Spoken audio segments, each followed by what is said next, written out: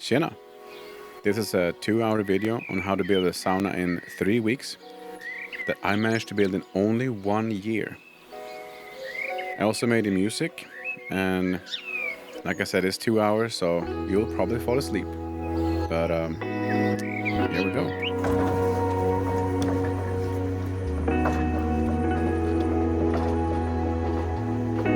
You start with the foundation here.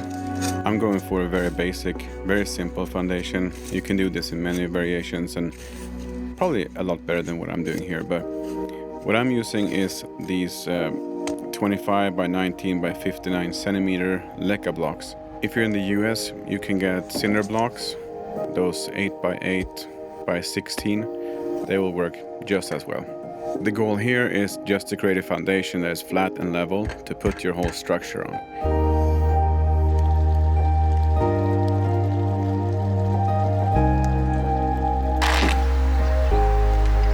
Here I just secure everything so it's sitting temporarily until I have a better foundation done.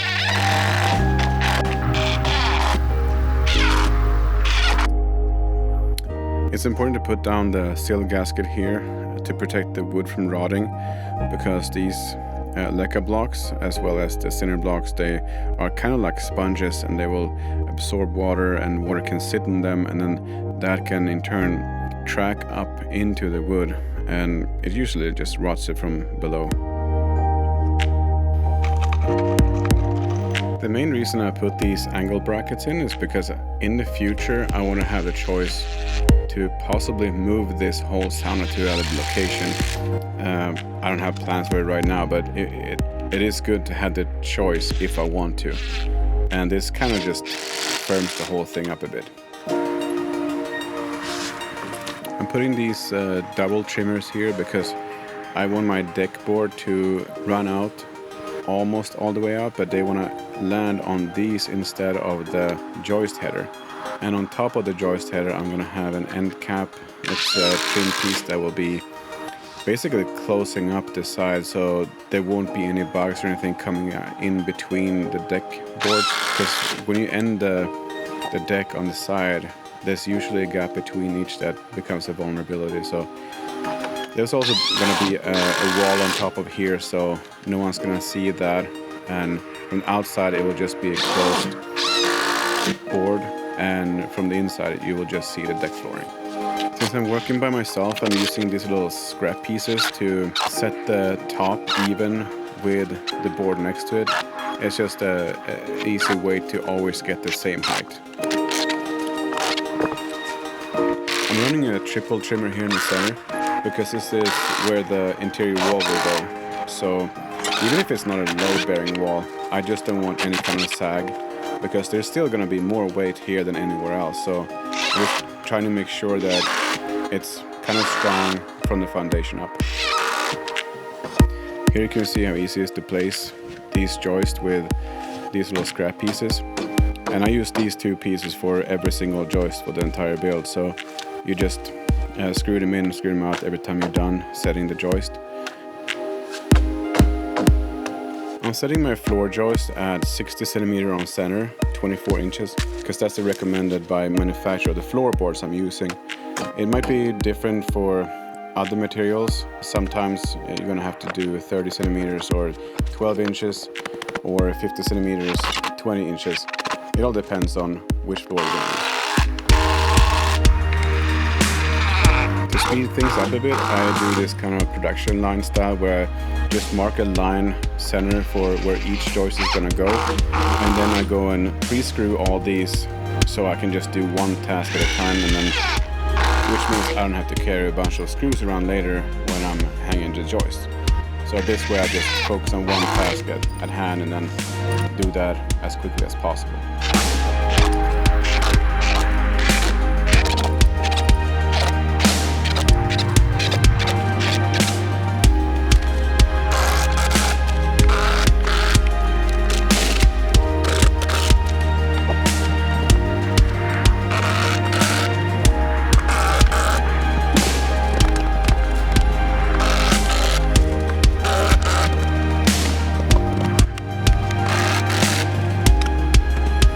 If you're building sauna like this I have chosen to have a decking, so all the water inside the sauna will go straight down into the ground and just find ways away from the sauna.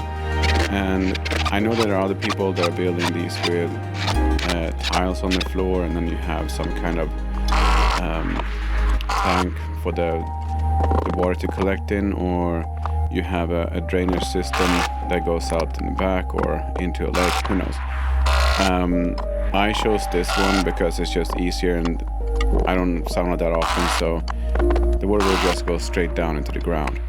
So the only thing I do is I'll cover this, I leave no daylight coming in, and then there'll be a weed film on top, just so nothing grows underneath the sauna.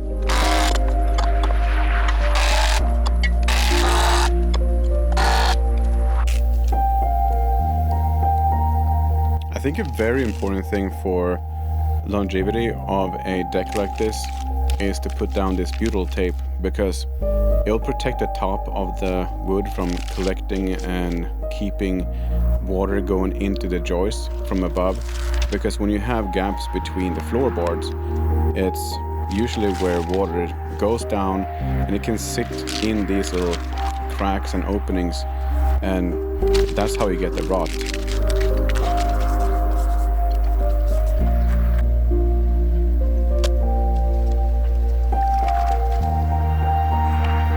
To keep the bugs out, I put down this plastic mesh, and it's fine enough to keep all the smallest ants and any kind of critters like that out from crawling up between the floorboards. And I've put a few staples in here and there just to keep it in place before putting down the boards.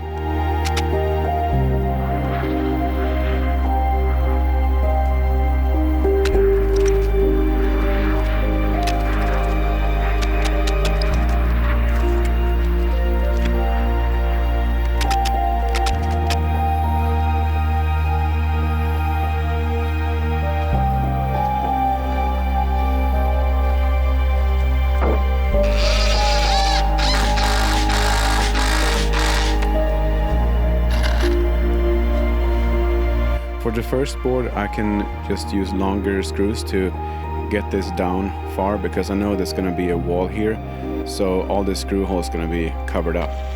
And then I know that the perimeter is going to be a trim board, so it doesn't really matter, all that's going to be covered too.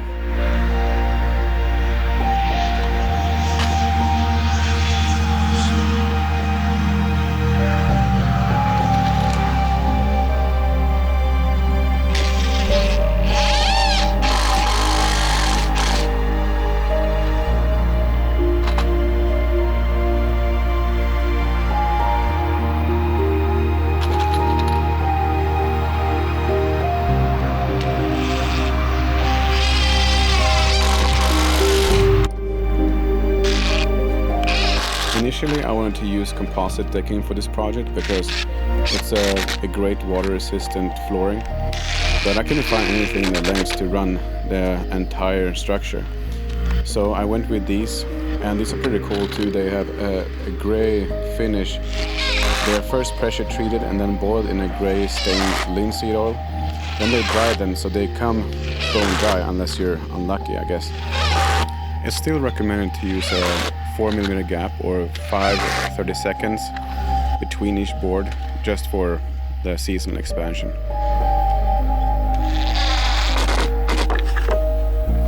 To get that 4mm or a 5-30 second gap, I'm using this tool because it can drive the screws deep into the decking, and it does it at an angle so you won't see it from walking about. And you get the same gap on every single board, so it's very, very simple. These are usually adjustable, so you can set it according to the width of the board. I'm tightening it a bit here so I get the snug fit and I get those 4mm.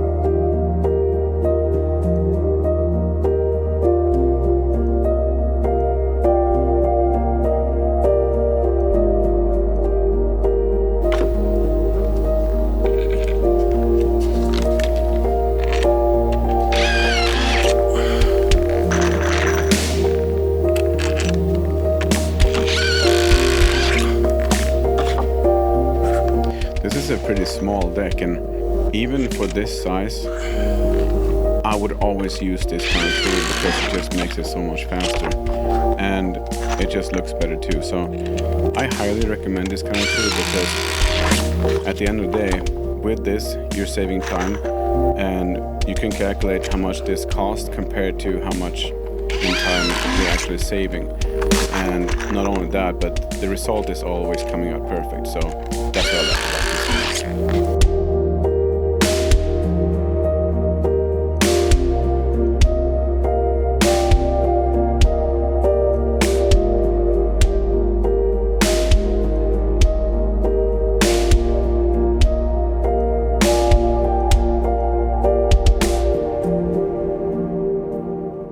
Here you can see what I mentioned before, how the end of these floorboards, they have those gaps, and with this trim piece you will close that gap so no ants or any other kind of insect will get in that way. And that also will be a rigid base for the walls to sit on.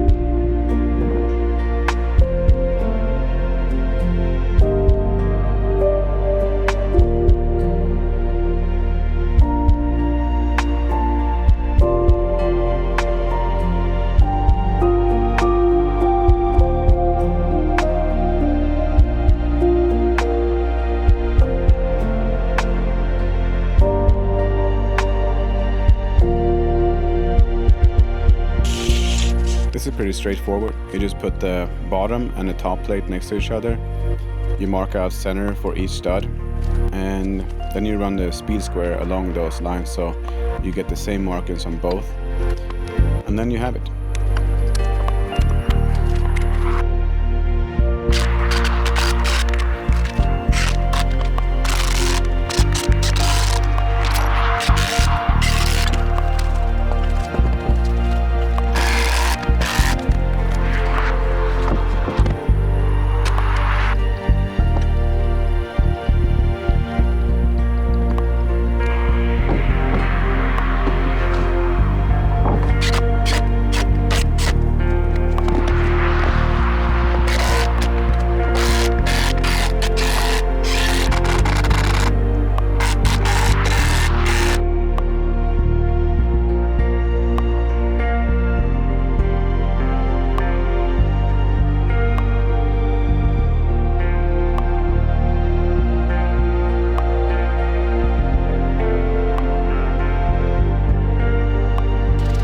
At this point the ground has settled pretty good, so I was able to hoist the whole thing up with a floor jack, and then I spray out this stone glue, is what it's called, and you can put this together and the rocks will never come apart. And you can even put a rock to wood and they will stick together. I used it also for the sill here, just so it wouldn't move much.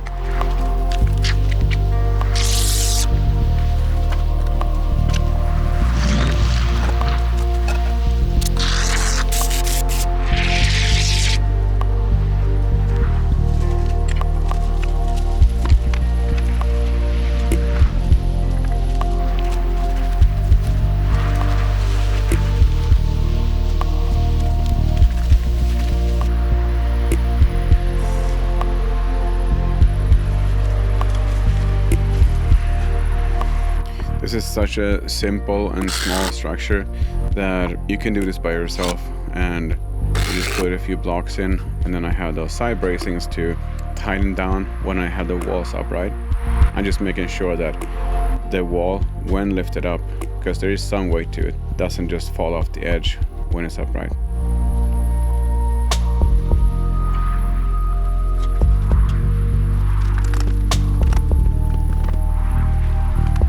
You can adjust the wall here to a pretty decent spot, and then you secure it there. It doesn't have to be perfect, we'll come back to that one. And then you plop those little pieces off, and this is where you adjust the wall to be in the perfect on the bottom. You can tap it a bit.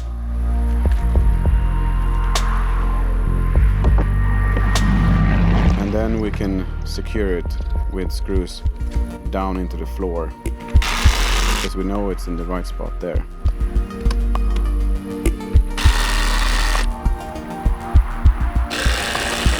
Yep, do all of it.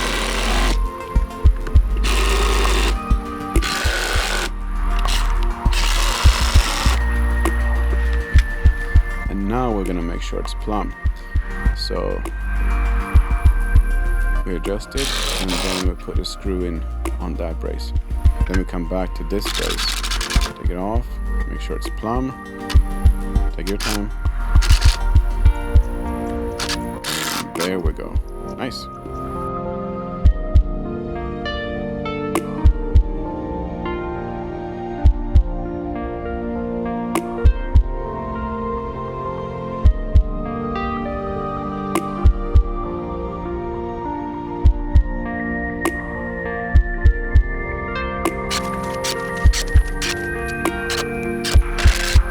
And then you just repeat this on all the other walls, you know, just same old, same old.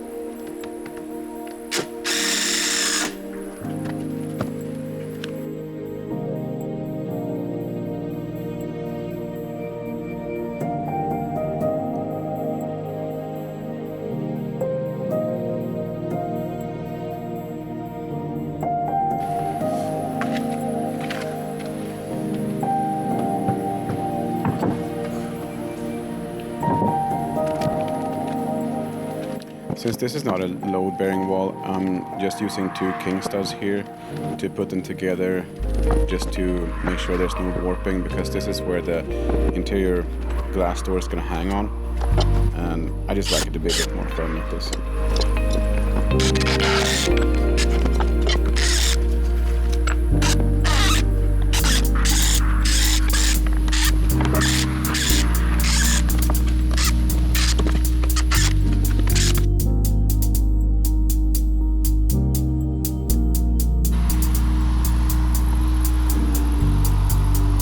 To me, the easiest way to make a bird's mouth is to use a scrap piece like this, or a few, the same thickness as the front of the rafter, and then you can just trace out the angle like this.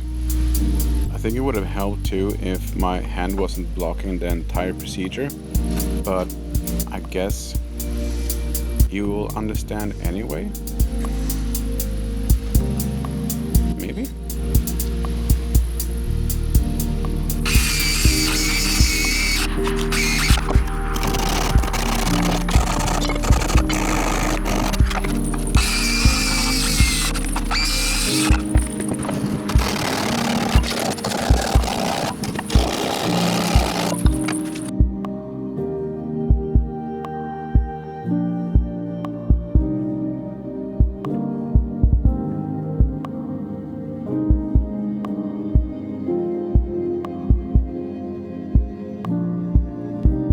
I only put a double top plate on the front of the building for the slope that I have calculated at 3 degrees. I didn't think it was necessary to put one on the back portion of the build.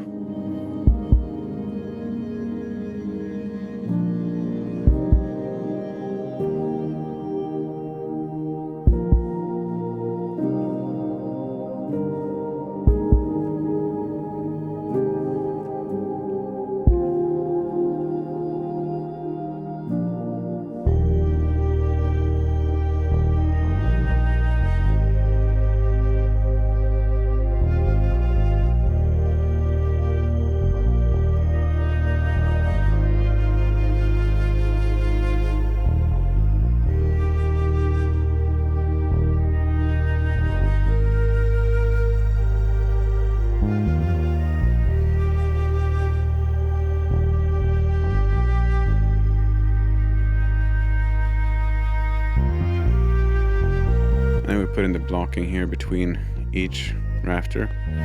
And this is also the point where it would make sense to drill out holes in these blockings right now, just for ventilation. I'm gonna do it later. If you want to make it easy on yourself, this is probably the right timing to do it. This is also the best time to put the blocking between the rafters in the center of the room, which I'll be doing in the winter, which is not the best timing for it, but timing, you know.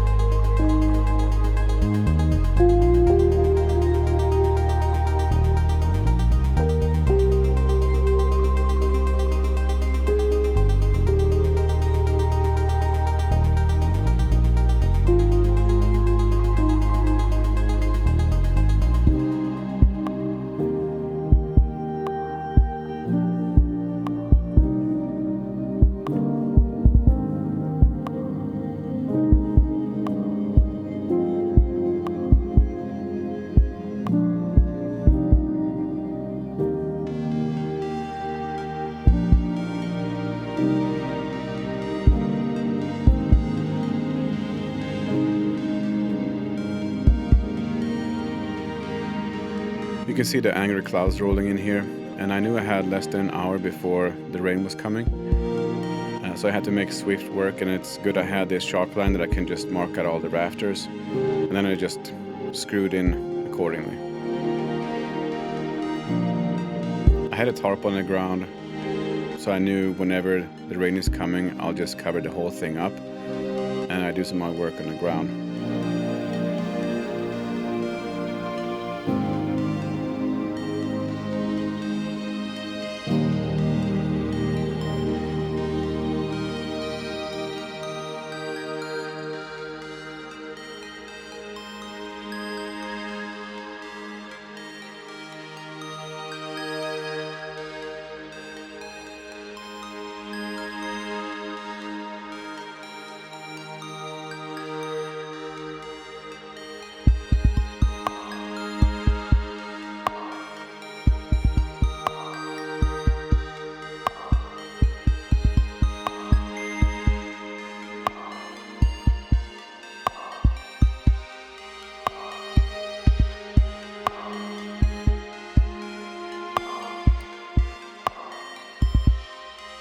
sure enough, here is the rain.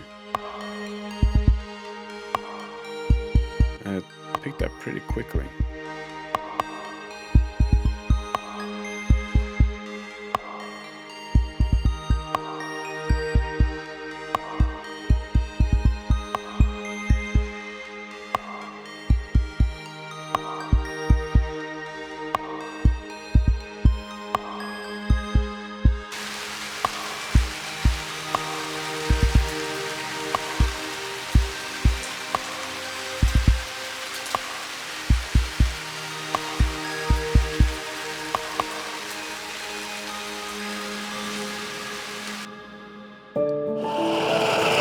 So this was done a few days before the roof.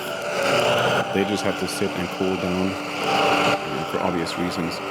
This is a method called yakisugi.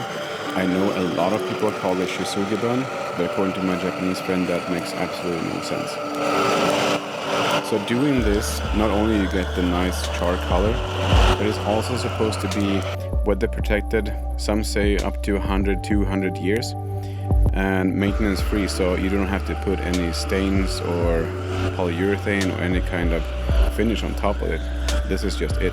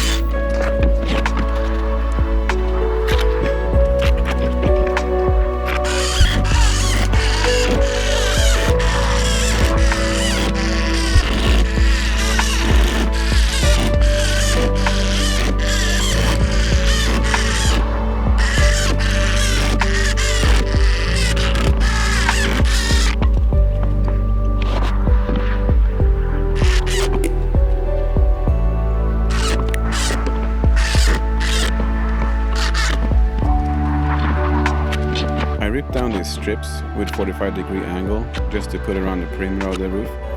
This is just so when I have the roof material on and I put the flashing on, there won't be any place for the water to accumulate underneath the flashing.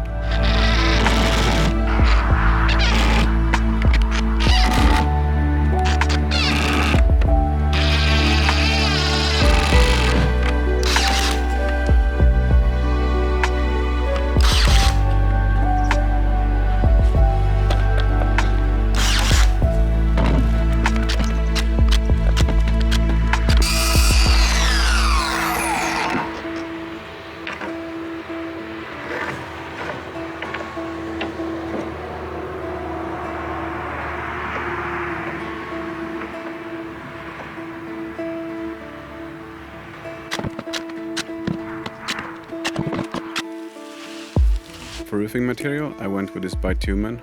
It's similar to asphalt mat in the US. This one can go down to 3-degree slope. You just roll these out, cut them to length, and they have this adhesive that you pull a strip and you lock them together with that, and you don't have to torch or anything, they just lock in together. It helps having some sunlight like this.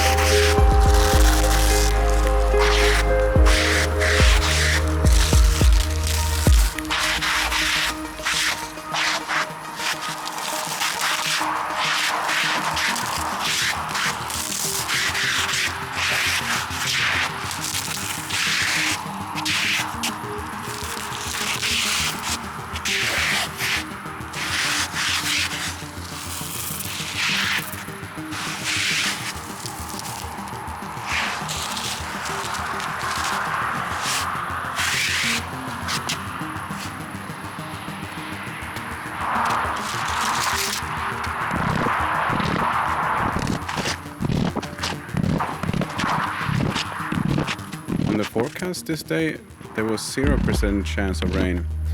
And I was lucky enough to get that one cloud with about an acre in size that just had to rain over me. So here's that not rain.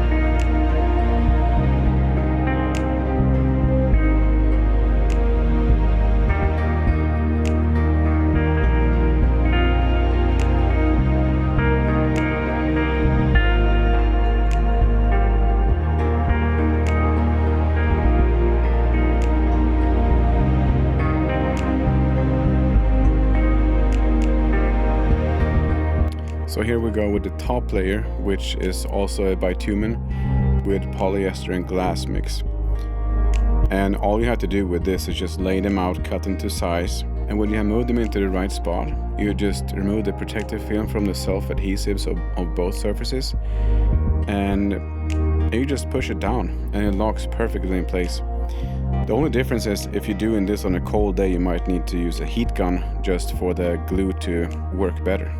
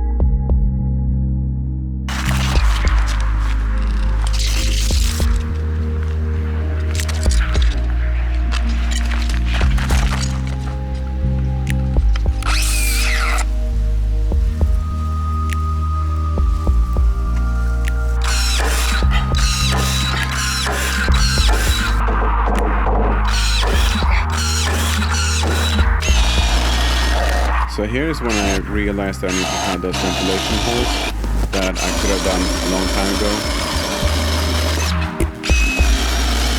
And I put them through, no one's gonna walk up here on top of the battery. And this little hole that I'm doing here is just gonna be good for ventilation. It's not gonna compromise the battery.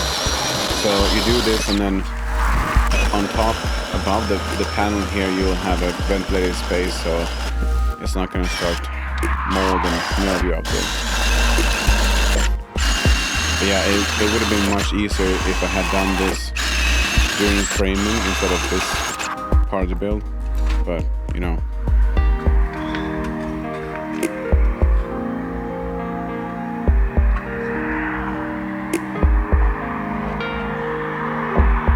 And these are tongue and groove boards, so you have to line them up pretty perfect.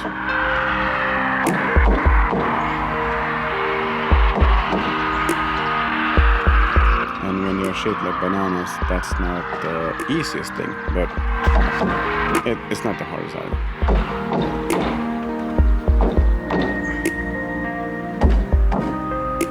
I'm just using a 16 gauge nailer for these.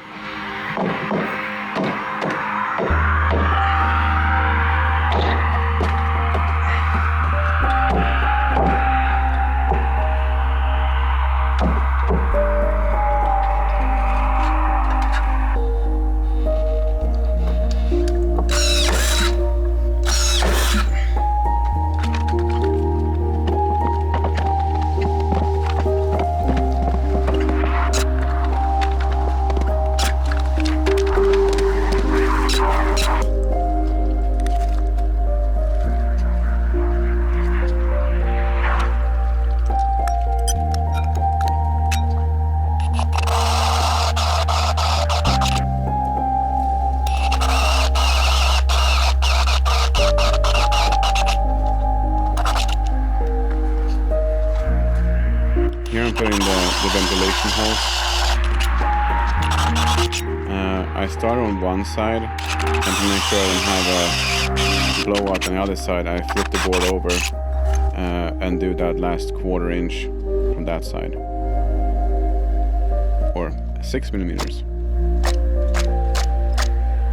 And then of course, to keep all the bugs out, you put these plastic mesh down. I just used a stapler for it.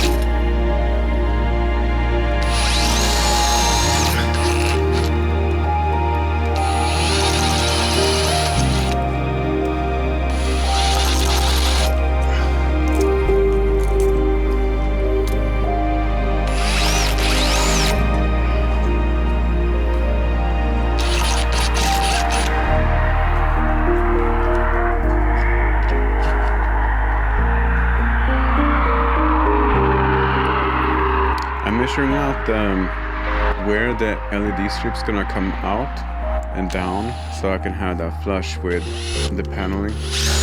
And this is where I ended up. So the wire's gonna run through here to the very edge, so the LED strip can start at the edge. And then with 0 finesse here, I'm just using the spade bit to make a trench for the strip to go. It looks horrible, but it actually worked, so who cares?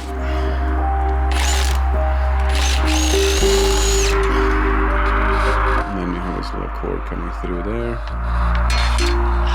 And I went on the inside and pulled it to the right spot so it can be switched.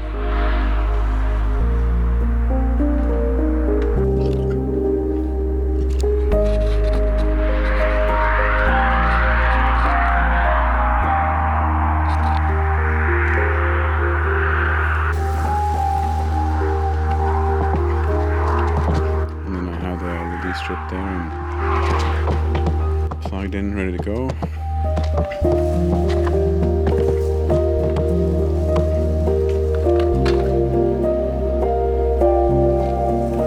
I wish I had tested this LED strip out earlier because I had a lot of dead spots in it and it just looked like garbage. So not super excited about that, but you know, you learn.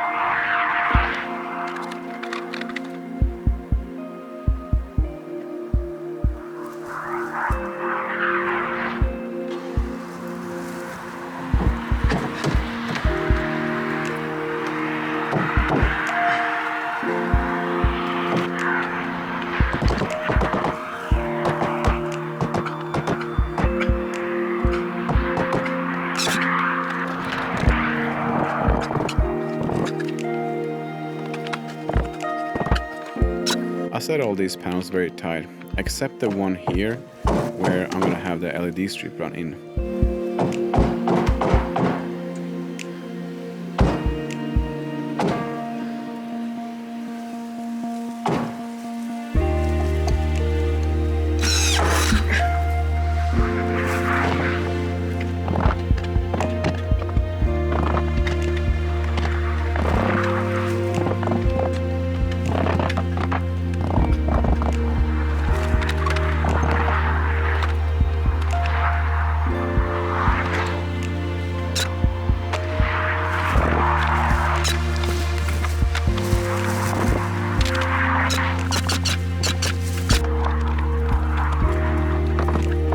I put a little scrap piece there on the end, so it would be my partner lifting this up while I was working the other side. It worked out pretty good. Same thing here, just put the panels in, cut out the vents, and it's all good.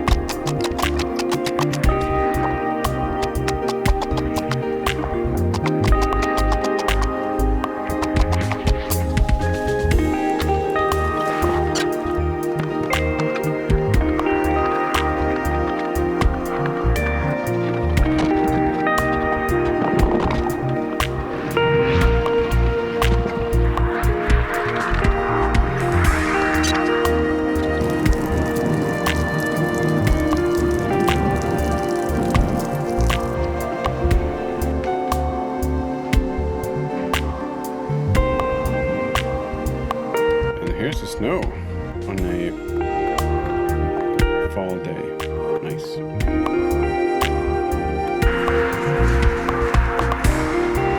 You're not supposed to paint below 10 degrees. I did it anyway. My plan is to paint these and then slightly scuff the paint off so it matches the yakisugi, like that, a bit uneven. And it kind of worked. It's not for everyone's taste, but I like it.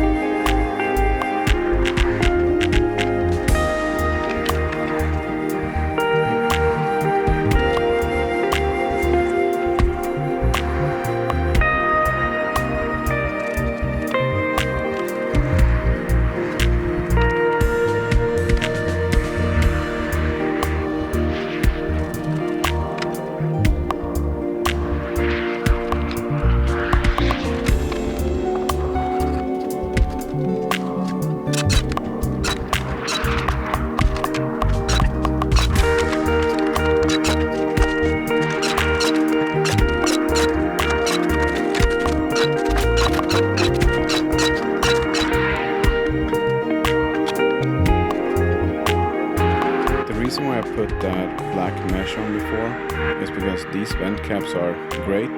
They just have 2 big holes in them, so these would be perfect for wasps and other flying things to just crawl into and create the best nests of their life. So yeah, don't just trust these. Things will fly through here. And then I also use a silicone caulking, not the acrylic, to push these up. It's already a snug fit, but with this, it will also allow some movement, but it will not come out.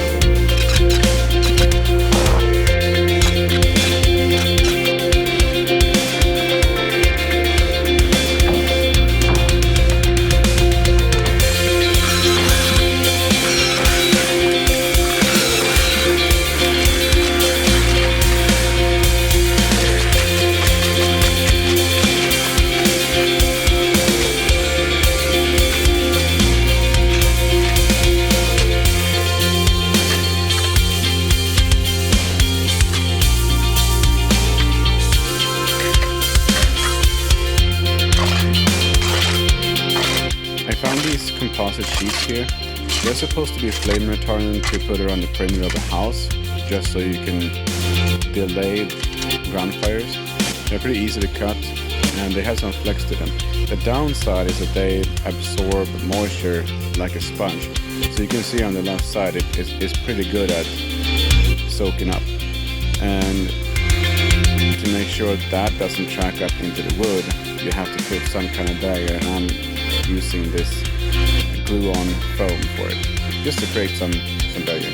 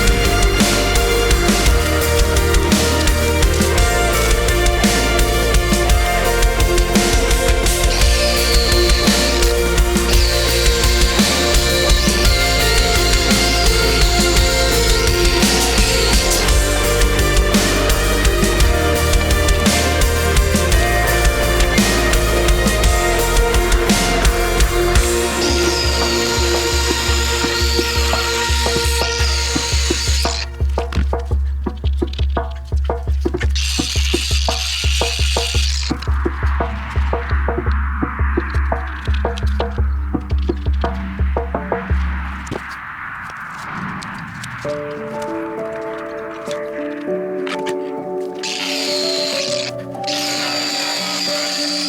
covered up all the openings with these just so we're gonna have a cat or a fox or I don't know, some kind of werewolf living underneath the structure.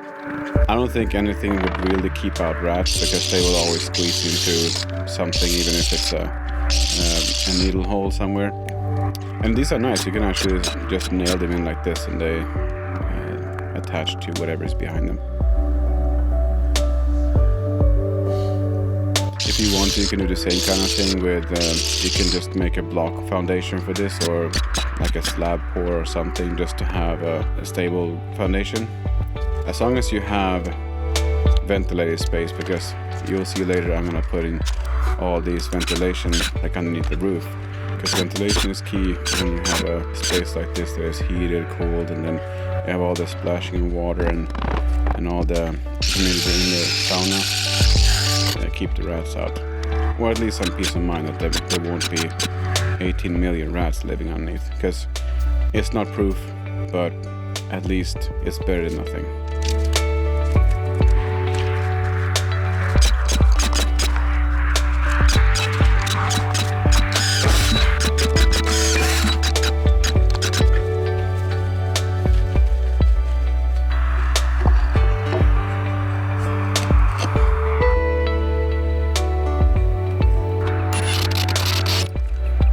Yeah, these are the vent holes, and I put the silicone caulking on these ones too. It's just, you make a pretty much snug hole with the hole saw, then you have that silicone will act as a membrane to make it really tight. And then of course you have to straighten these vents so it doesn't look like this, you know. Okay, so close. Are you happy with that? Nice, good job. So, this is all I got done in 2023, but at least it's ready for snow.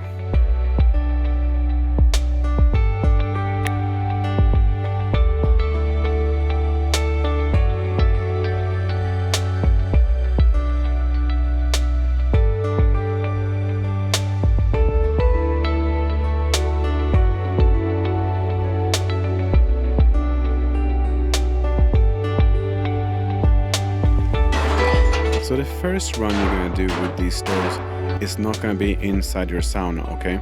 It's gonna be outside like this because they have a bunch of chemicals that you need to burn out. And I let mine sit outside like this for 3 hours and it was smelling a lot.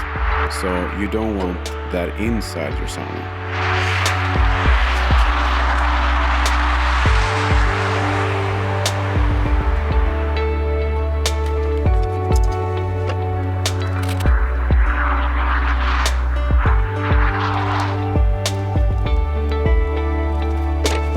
I really recommend getting this kit because in it you get both the chimney extension, and then you also have the flashing, which is a rubber gasket you put up on the roof. You also get a cover that goes around the chimney in the ceiling, and you need space around the chimney because it's gonna get extremely hot. And that's why it's good it's included one of these rock wool insulations for the pipe that is molded for the size of the pipe. And you see me cut out these templates on the box, and it actually have all these pre-made ones for whatever roof pitch you have. And this is for the opening for the chimney, because it's going to be a slope and it's not going to be a perfectly round hole if we go up and you have a roof pitch.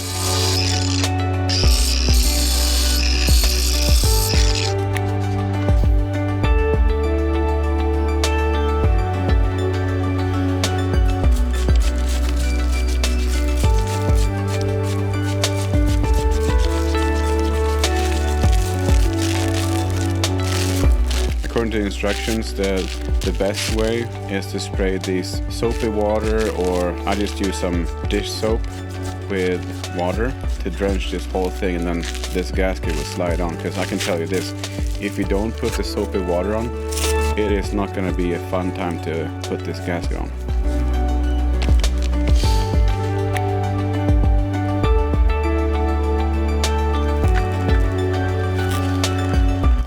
laughing doing this either, but it's much easier.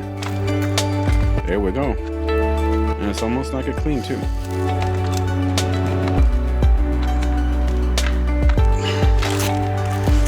And then you have to put a giant bead of silicone caulking, because this is the weakest part of the entire roof right now. It's going to be this flashing. So yeah, they provide you with this little tube, and you do this zigzag motion on the entire bottom of this flashing, and has done the job for me, so I'm happy with that. Make sure you're really using the entire tube, because they have sized it for you, so don't save it for some other little project. Just squeeze out the whole thing. And after that, you just put all these also included screws. They are self-tapping, so use all of them. And they have in the manual you can see the distance between each screw. It's about 1 inch, but yeah, you'll see. And the squeeze out is telling me that I did a good job on the silicone.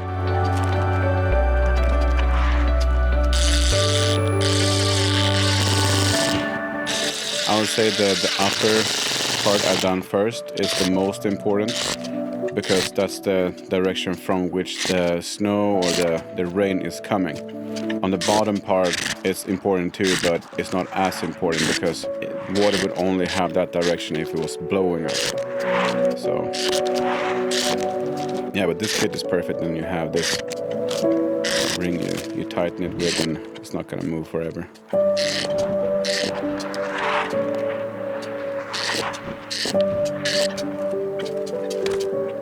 And the crown. A lot of people will have birds living in this, because how would they know it's not supposed to be for them, you know?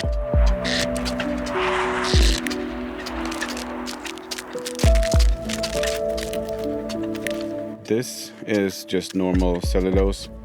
I chose to do this, or let me put it this way, I didn't choose to use this. I wanted to use rock wool for the whole thing, and if I built another one, I would use rock wool for insulation in the whole sauna, but the stock wasn't great when I was building this. Nowadays, the stock is great, but when I was building it, no, because this cellulose is decent, it's good. For my application, it's pretty good, because it keeps the cold out, and that will also keep the heat inside for those 2 hours, 1 hour, 9 hours that you're gonna sit in the sauna and just keep feeding the fire. But yeah, these are not as good as rock wool, which is mold resistant. I don't even think it's much to, I mean, in these cellulose, mold can grow.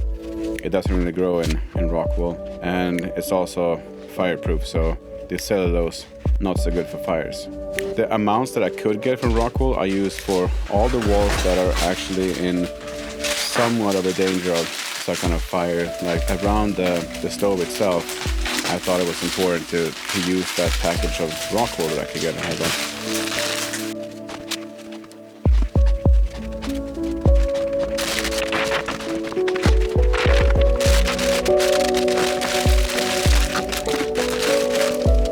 Yeah, these are most efficient if they are fluffy, so try to make your cuts as perfect as possible so they are not squished and stuff, because then they won't be efficient.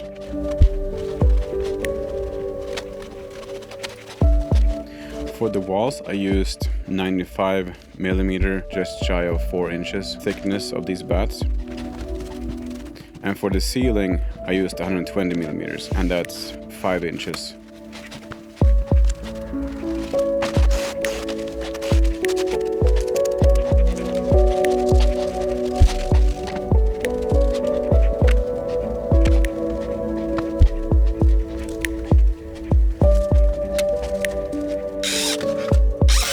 As I mentioned before, this should have been done before even putting the roof sheeting on.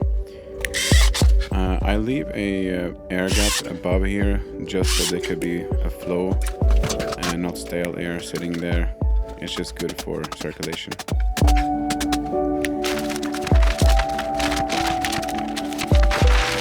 This is the vapor barrier. I put it on the inside of the house because this is where it will be the majority of the moisture and humidity will be on the inside. This is not a house that I'm building that needs the condensation on the outside due to inside being warm at all times. This is not a conditioned space, so the fluctuations are most on the inside here because we're gonna throw water on the stove and it's a sauna. There are several versions of a sauna foil, it's called. It's technically just a thick, flat garbage bag. It's a plastic that you put in. I start on the bottom and then work my way up so the water will run from the sides and smoothly have a vertical plane to run down.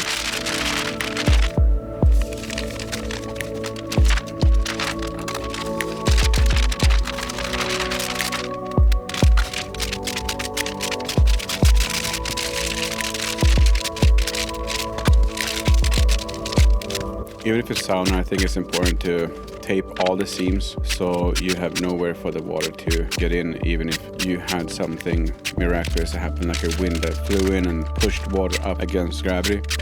And then I just put these 1/4-inch wood slats in, 6mm, 1/4-inch, depending on where you are. And this is just to create the air gap behind the panel, so there's no moisture just trapped in between there.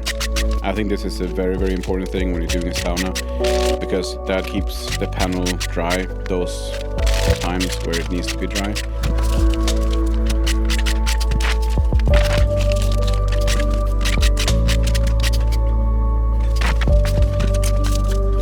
All I do is just put these slats on exactly where the wall studs go, so it's the same spacing and it attaches easily with a 18 gauge nailer.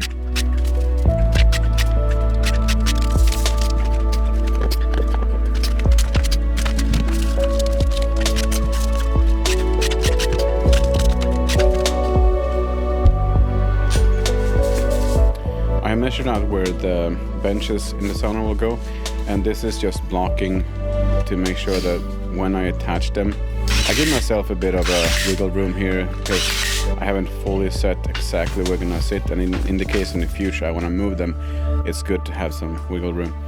But yeah, I just block that up so when the panel is on, I'll have a rigid surface to screw them into, so it's not like bending the wood when you attach it. And it's ready to start the paneling, and I think the most important thing, if you have your entire structure is fully level on all sides, then you're good to do this. I think the most important thing is the first panel you put in, really, it just has to be level, because if you don't, then it's gonna get worse from there. And I think it's nice to have these seated perfectly all the way up. It just makes it easier to go when you have a level to go from. And you can see I just hammer these down. I do some leveling here and there just to make sure that I'm continuing the level of things. I just cut the piece and attach. Again, I'm just using an 18 gauge nailer on these. I don't think it needs much more. And then a 2-inch, so 5 centimeter long nails.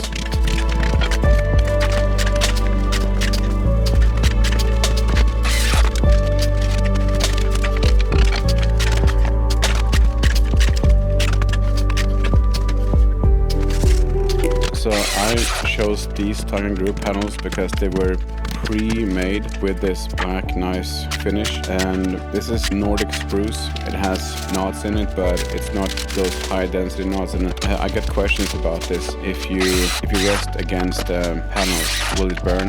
And I can tell you it's not gonna burn. I know that there's a bunch of other wood species that you're gonna burn yourself on those high density knots, but this is not the case with this.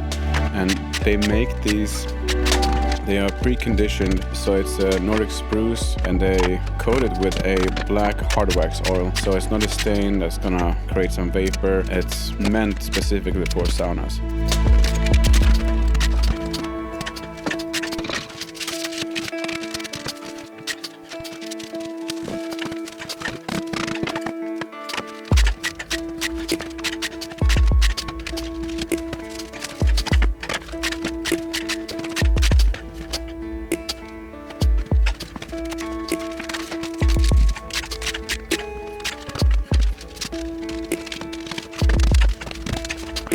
I also bought the same hard wax oil in black from the manufacturer to paint all the trim work that I need to put in later. And since it's extremely cold, I couldn't paint this outside, so I used a well-ventilated indoor area to paint all the trims just as it said, because it took about 3 to 4, sometimes 5 coats of this hard wax oil to get the same finish as the panels. So yeah, when you order these, don't just go for bare minimum. You have to calculate to do a few layers to get to the exact same finish as the panels. And you do pretty light coats every time.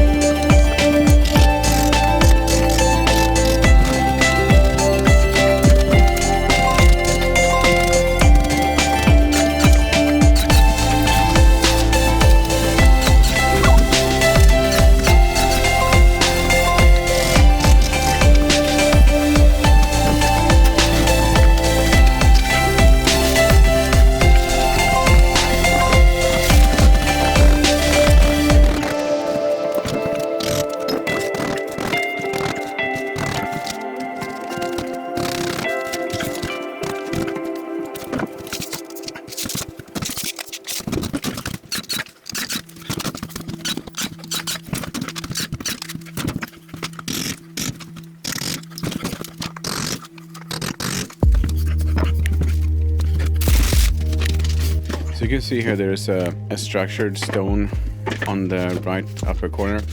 And this is a product that you use for foundations on houses just to keep safe from fire spreading off of the lawn or something up to the house. And I couldn't film me cutting it outside. These come in 24 inches or 60 centimeters wide, and they are usually 8 foot or 250 centimeters long. So I had to trim it slightly here. And the camera just kept dying outside. It was below 20 degrees, so I couldn't film it all. But yeah, I just mounted them with a contact cement, and it's never gonna come off.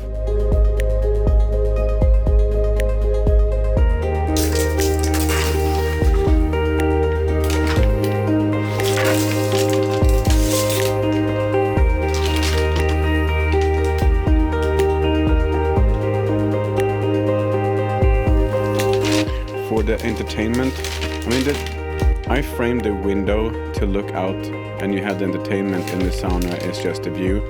But I also wanted to have the option to play music, which I do every single time. So I'm installing these speakers, which will be run through the wall into the entry room. And in there I have this little module that just runs Bluetooth, and I can connect my phone to it and play whatever music I want. And I can have my phone with me into the sauna and play the music I want in there. So it turned out pretty good. I make these little boxes just to keep some resonance and control the audio, so it doesn't just become a big muffler in this whole thing.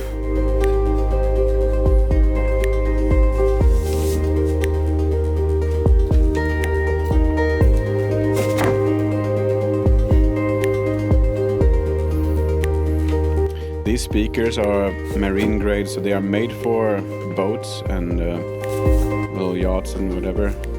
And it doesn't have to be that fancy, but as long as you know that they are marine grade, there's probably speakers out there for bathrooms and stuff, and that might in many cases work just as well.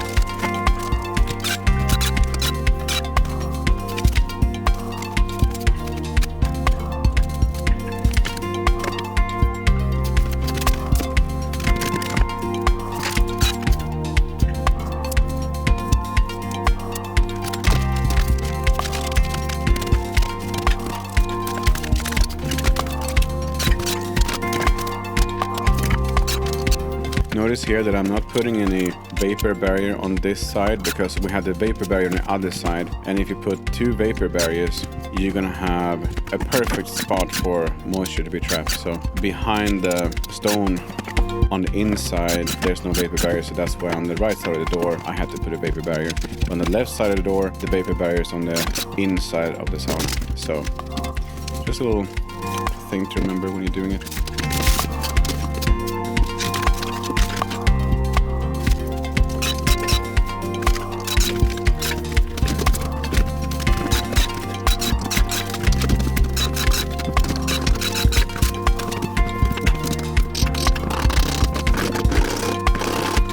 I chose to get these spotlights in here.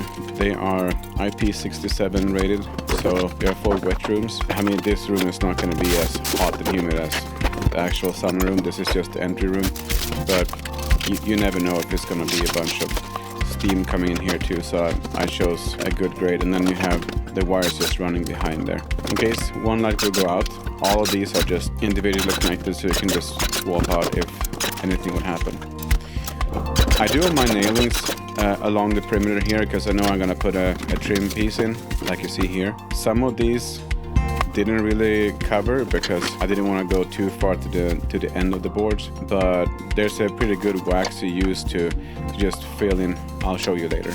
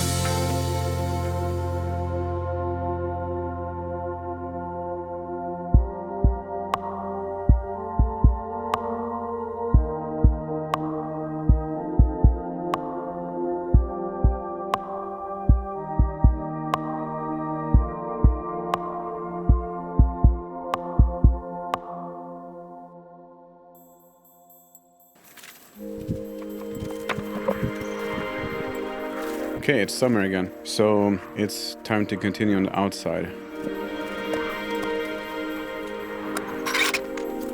I just want to have some kind of deck here, like a step that is also a deck, so it's not that dramatic step up into the door. It's gonna be a very simple solution, but just pretty much the same as all the other.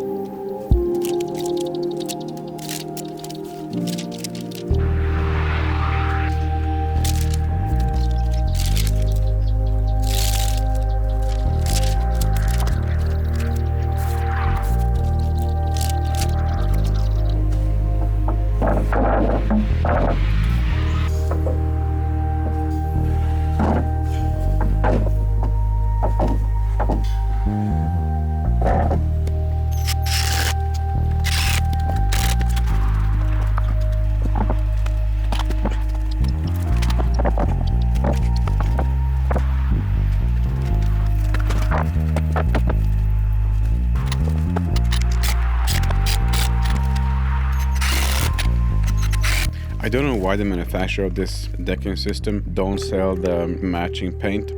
So I went to get a paint match. It's just an outdoor stain, a pretty heavy one, just to cover the joist headers. It's not the prettiest thing, I know that, and I don't think it matched very well, but it goes on very light and then it dries darker. But I don't know, I wasn't happy with it, and at the same time I'm not gonna do anything about it, so it's there. I guess it might change over time, who knows.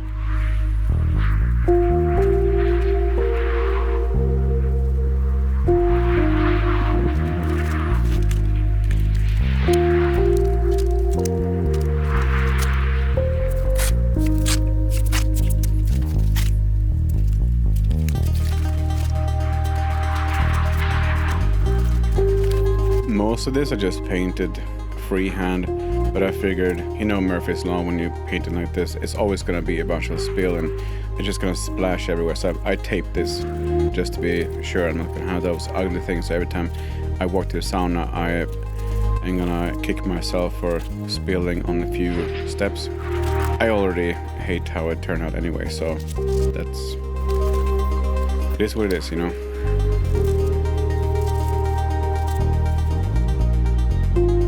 I wanted this to be kind of heavy, so I did 2 coats. You can see on the right side there's the darker dried. It was a perfect time because the sun was hitting the wood at this time, so it dried in maybe 10 minutes. So it was pretty perfect. I could just do 2 coats in one take.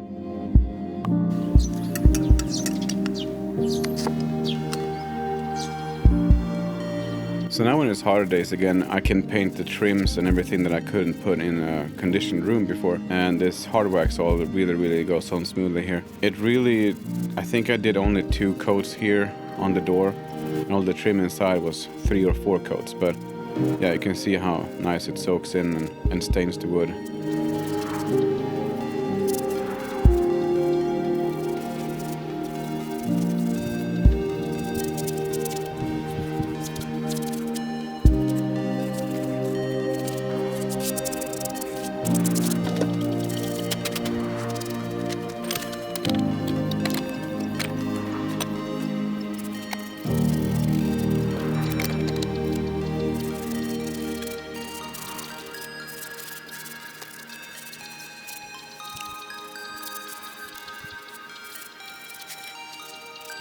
These are some garbage windows, but they're good enough for a sauna, but they weren't pretty.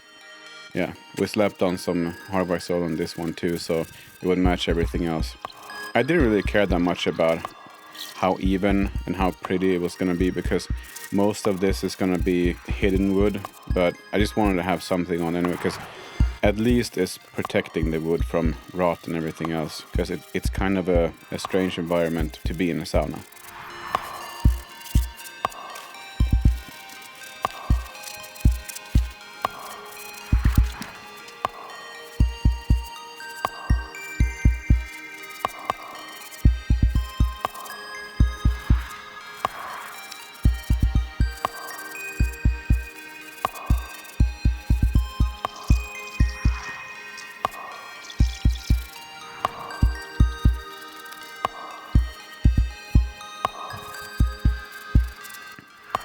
Here I'm putting makeup on a pig, and this door I'm gonna actually put some panel on in the future. It is crazy ugly, but I mean, what can you do? I have yet to decide which panel. It has to be pretty light and thin panel, so the door doesn't become some kind of vault door that weighs 5,000 pounds. And also, I probably have to have time to make sure that when I install the trim or the panel, that I can also recess the door handle, and you're not gonna pinch your hand every time you open a door. So that's like a future project. No one really cares. I just bought the cheapest door because it's not like it's gonna make much of a difference, and you kind of also want the entry room to be a bit cool, so you walk in there. It's a nice relaxing contrast from the hot inside the sauna. At least I think so. It's nice to go in there and you don't have to rely on walking outside and it's 5 million degrees below zero and you lose all your limbs because it's too cold, and it's also possibly snowing outside, so you want to have somewhere maybe to sit.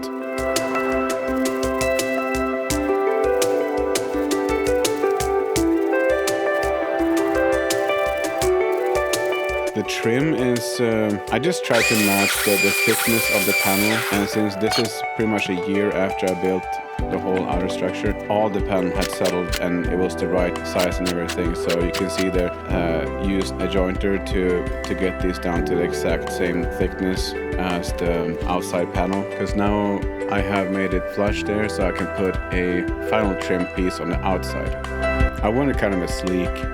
This is probably a 2-inch trim piece. I decided before that I wanted to have a slim, so I had these laying around. They were painted maybe 6 months ago, because I had, when I put the flashing about the door there, I had decided I'm gonna go for a 2-inch trim.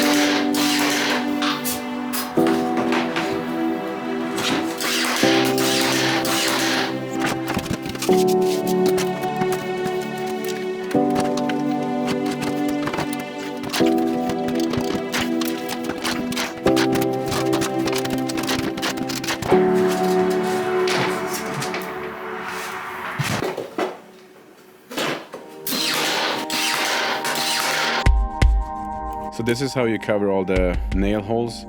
There's this wax, it's almost like a crayon that you smear out. I apologize, this is a horrible video, but this is how you do it, and then you spend way more time than I'm doing here right now. But it's pretty simple like this. You just fill in all those, and it's kind of like a plaster or spackle for wood. And then it's not going to be an issue when you heat the sauna up either.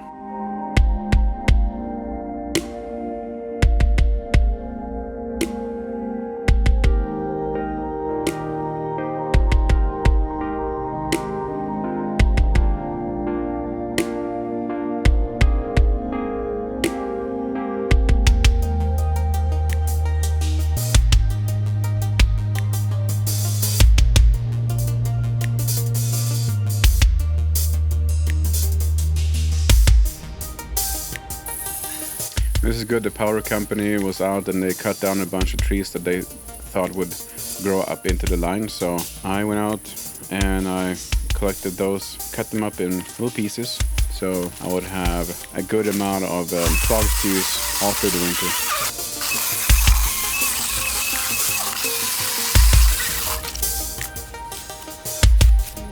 I'm separating here. I'm cutting up all the pieces into good size to put into the oven or the stove. And I separate the bark on one side because that's perfect to use for starting the fire. So depending on how humid it is in the room, I would use some cardboard or paper, like some newspaper or something, and start the fire. I have like these layers that I put in. So on the bottom, since fire works its way upwards, I put in paper on the bottom, then I put like this bark above that, and then I have the wood on top. Because it just takes a few seconds for the fire to catch into the paper or cardboard. But when the bark is dry, which it goes just in a few days if it's sitting in a shed or something, it's actually pretty good. It sometimes the bark will catch fire faster than the cardboard, and then it burns longer than the paper and cardboard, so it will just sit there, feed into the clogs, and then after a while, you can see here, it's just gonna spread and then it'll catch on into the clogs, and yeah, that's how you get it going. And when you see that you have a steady fire in those wood clogs, you can put some more on, and then everything is depending on how long you want to sit.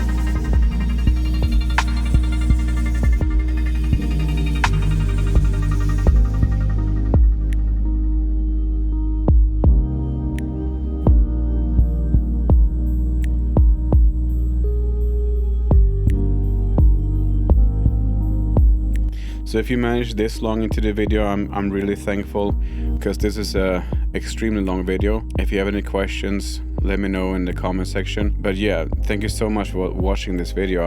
I'm just starting out this whole YouTube thing, and I mostly don't know what I'm doing, but I'm just trying to film something that's going on.